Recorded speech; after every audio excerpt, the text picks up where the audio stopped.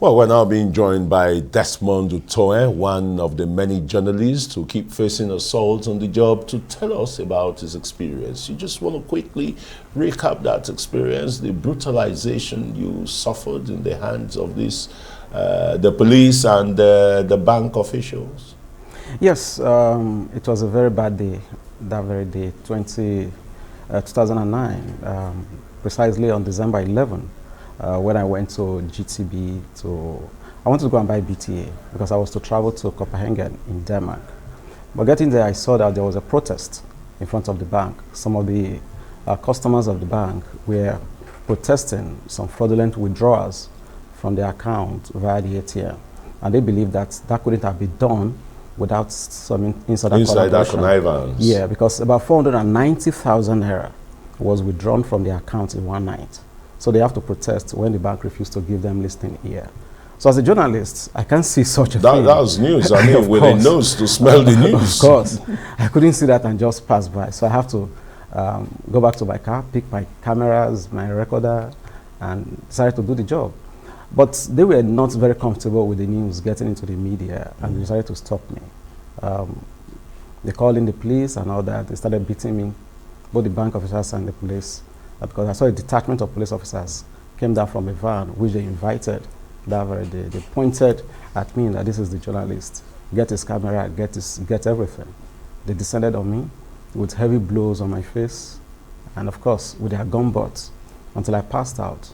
They bundled me into their van and took me straight to the police station in Gariki 2. And what did they say was your offense? Because you were never charged. As a matter of fact, they called me a common criminal. So when I got to the station, I asked, when I eventually regained consciousness, what is my offense? And they told me that's public disturbance. In what way? That you caused it. And in what way? I'm a journalist. I'm only covering the protest, and the protest was peaceful. Not like there has been any disturbance or any violence or any assault. So why would you arrest me? I said, well, that is what it is. That's they have taken hold of me and they have to do their own job. I said, okay, no problem, if that is what you call your job. But I think as a journalist, I have a right, because even my pictures and everything could give you opportunity to see the faces of people who were there on that very day, should there have been a breakdown of law and other, but they were not ready to listen to any of such. But eventually, I was able to get across to some of our colleagues, journalists that came to my rescue, and I got removed from there at about 9:30 in the evening. But it was a very terrible day. Yeah, very terrible experience indeed. And, of course, they took me straight to the public, the first public relations officer, then Emmanuel Ojukwu, at that was the first PRO in first headquarters. Yeah. He wasn't comfortable with what happened. And as a gentleman that he is, he apologized verbally that very day and demanded that they take me to the FCT command and requested that the right thing should be done. 3 of them that descended on me, we actually taken into custody that very day as part of disciplinary action against them. But to my surprise, the following morning, when I picked up the papers, I saw that the police PRO in FCT command, Moshood Jimo, then denied that that ever happened, that it wasn't the police, that it was the bank officials that beat me up. Okay, if that is what you think, if that is what you want to say. Why were you detained for several hours? Why was I detained and all of those things?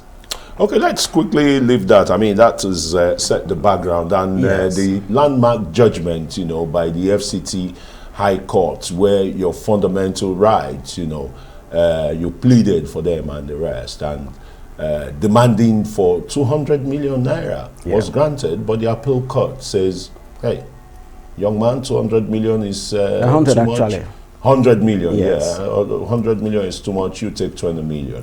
Are you satisfied with that? Well, it is not a matter of being satisfied with the amount. The first thing that gave me satisfaction, to be precise, is the pronouncement from the judges, both at the High Court and, of course, the appeal court. Yes, that no journalist should be treated the way I was treated. Those pronouncements, you need to have the full judgment and read it, and you see that even ordinary citizens that go out to protest, their rights were enforced in that judgment. And if we have to go by that very judgment, that means anybody can actually go out there, embark on a peaceful protest without fear that security operatives will descend on them.